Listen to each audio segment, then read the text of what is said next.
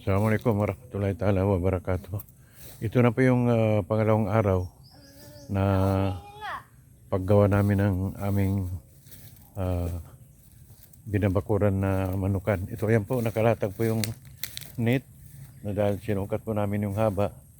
So magdadagdag kami from dito, magmula dito hanggang doon sa itong papuntahan ko na kung saan nagumpisa yung net.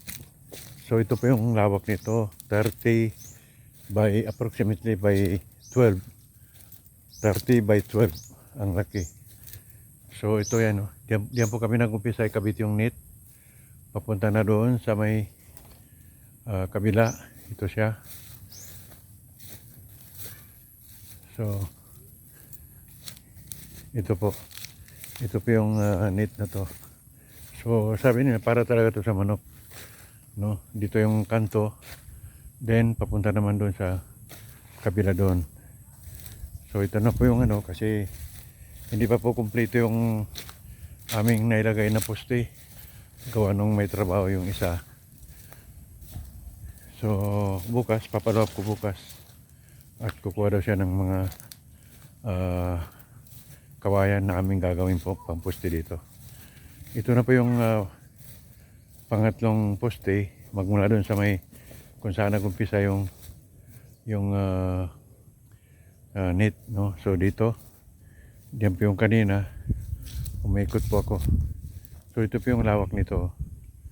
Yan po ang lawak nitong manukan na to.